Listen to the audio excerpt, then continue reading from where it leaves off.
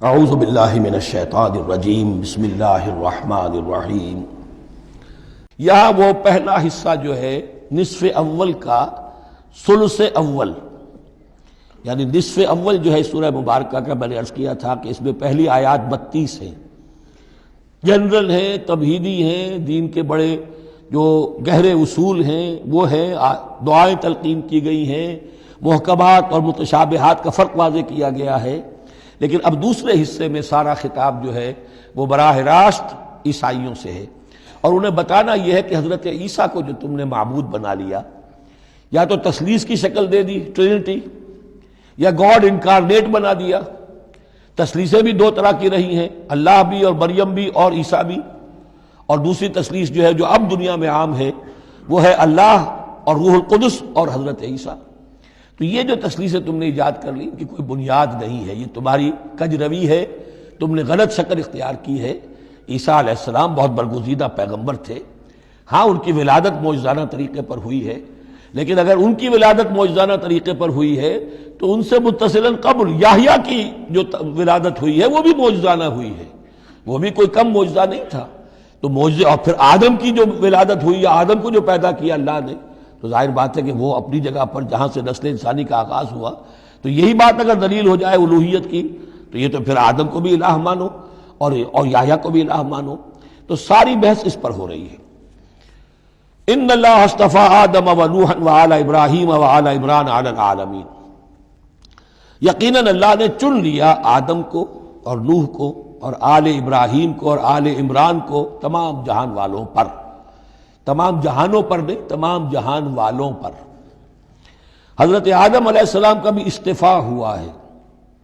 اس میں کچھ ان لوگوں کے لیے دلیل بنتی ہے جو سمجھتے ہیں کہ جو تخلیق آدم ہے اس میں پہلے کوئی سپیشیز وجود میں آئی تھی، اور اس سپیشیز، اس نوع کے ایک فرد کو اللہ نے چن کر اس میں پھر اپنی روح پھونکی ہے تو وہ آدم بن گئے، تو وہ بھی سلیکٹڈ تھے۔ استفاء کے معنی ہوتا ہے کسی میں سے چن لینا، بہرحال ایک عام معنی بھی ہو جاتے ہیں، پسند کر لینے کے معنی بھی ہو سکتے ہیں۔ ان اللہ اصطفیٰ آدم و نوحا، اور پھر نوح کو پسند کیا، آل ابراہیم، ابراہیم کے گھر کو، ان کے خاندان کو، و آل عمران، عمران جو ہے بنی اسرائیل کی تاریخ میں دو عظیم شخصیتوں کے نام ہیں، ایک تو حضرت موسیٰ کے والد کا نام بھی عمران تھا، اور ایک حضرت مریم کے والد کا نام بھی عمران تھا۔ حضرت عیسیٰ کے نانا عمران ہوئے اور حضرت موسیٰ کے والد عمران تھے۔ یہاں پہ غالباً حضرت موسیٰ کے والد مراد ہیں، لیکن چونکہ آگے سارا معاملہ حضرت مریم کا آ رہا ہے تو شاید عین ممکن ہے کہ یہاں پر اشارہ ان کے نانا کی طرف ہو۔ ذریۃ بعضھا من بعض، اور یہ سب جو ہے ایک دوسرے کی نسل سے ہیں، ایک دوسرے کی اولاد سے ہیں۔ نوح حضرت آدم کی اولاد سے ہیں، ابراہیم حضرت نوح کی اولاد سے ہیں، پھر ان کے پورا خاندان بنی اسماعیل، بنی اسرائیل، یہ ان کی اولاد میں سے ہیں۔ واللہ سمیع علیم، اللہ سمیع اور علیم ہے۔ اس قالت امرأۃ عمران رب انی نذرت لک ما فی بطنی محررا فتقبل منی۔ اب یہ جو عمران کی بیوی ہیں یعنی حضرت مریم کی والدہ، یہ بہت نیک عورت تھیں، بہت ہی متقی، نیک، زاہد۔ ان کو حمل ہوا تو انہوں نے پروردگار سے ایک منت مانی، نظر مانی، رب انی نذرت لک ما فی بطنی، جو میرے پیٹ میں جو بھی بچہ اے اللہ تو پیدا فرما رہا ہے میں تیری ہی نظر کرتی ہوں، یعنی دنیاوی کوئی ذمہ داریوں کا بوجھ اس پر نہیں ہم ڈالیں گے، اور ہیکل کی خدمت کے لیے، دین کی خدمت کے لیے، تورات کی خدمت کے لیے اس کو وقف کر دیں گے، ہم اپنا بھی کوئی بوجھ ان پر نہیں ڈالیں گے، اس توقع میں کہ اللہ بیٹا عطا کرے گا۔ محررن کے مطلب ہے اسے آزاد کر دیں گے، تحریر آزاد کر دینا، حر سے، کہ کوئی ذمہ داری اس پر نہیں ہوگی، اسے ہم خالص کر دیں گے تیرے دین کی خدمت کے لیے اور ہیکل کی خدمت کے لیے۔ فتقبل منی، تو اے اللہ میری اس نظر کو تو قبول فرما لے، شرف قبول عطا فرما۔ انک انت السمیع العلیم، یقیناً تو سب کچھ سننے والا اور سب کچھ جاننے والا ہے۔ فلما وضعتها قالت رب انی وضعتها انثی، اب جب وضع حمل ہوا تو پھر اس نے کہا اے اللہ یہ تو میں ایک بیٹی جن گئی ہوں، یعنی میری تو یہاں بیٹی ہو گئی ہے، میں تو امید میں تھی کہ بیٹا آئے گا تو اس کو جو ہے میں وقف کر دوں گی۔ اس وقت تک ہیکل کے خادموں میں کسی خاتون کو، لڑکی کو قبول نہیں کیا جاتا تھا۔ واللہ عالم بما وضعت، اللہ فرما رہا ہے کہ اللہ بہتر جانتا تھا کہ کیا اس نے جنا ہے، اسے کیا پتا کیسی بیٹی جنی ہے۔ ولیس الذکر کالانثی، اور کہاں ہوگا کوئی بیٹا اس بیٹی جیسا. اس کے دونوں معنی کیے گئے. ایک تو ایسا کہ یہ گویا کہ قول مانا جائے حضرت مریم کی والدہ کا کہ لڑکا تو لڑکی کی طرح نہیں ہوتا، اب لڑکا ہوتا تو میں اس سے خدمت کے لیے وقت کر دیتی، یہ تو لڑکی ہو گئی. اور ایک یہ بھی ہے کہ اللہ کی طرف سے اس کو مانا جائے واللہ اعلم بما وضعت ولیس الذکر کالانثی، کوئی بیٹا ایسا ہو ہی نہیں سکتا جیسی بیٹی تمہیں دی ہے. وانی سمیتھا مریم، اور وہی اب ان کا کلام شروع ہوا ان کی والدہ کا مریم کی، میں نے اس کا نام مریم رکھا ہے.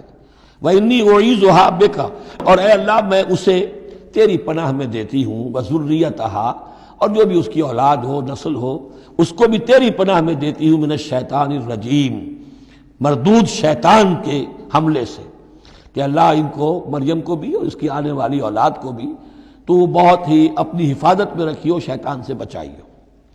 فتقبلها ربها بقبول حسن، تو قبول فرما لیا انہیں، یعنی حضرت مریم علیہ السلام کو ان کے رب نے بڑی ہی عمدگی کے ساتھ، قبول حسن، شرف قبول عطا فرمایا بڑی ہی خوبصورت انداز میں.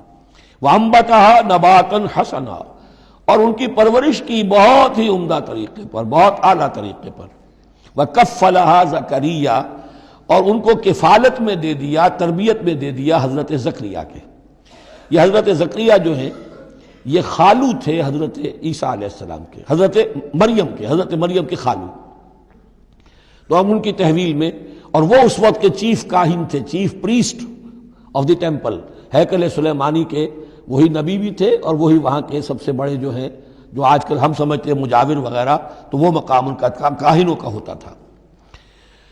وکفلها زکریا کلما دخل علیہا زکریا المحراب، جب کبھی بھی زکریا ان کے پاس جاتے تھے محراب میں، وجد عندہا رزقا، وہ دیکھتے تھے محراب حجروں کی شکل کے اندر جو جیسے بنے ہوتے ہیں مسجدوں کے ساتھ، تو ایسے ایک حجرہ ان کو دے دیا گیا کہ یہ اللہ کے لیے نظر کی گئی ہیں اور ان کو قبول کر لیا گیا ہے، تو اب ان کے لیے یہاں پر یہ حجرہ ہے، اس میں وہ رہتی ہیں.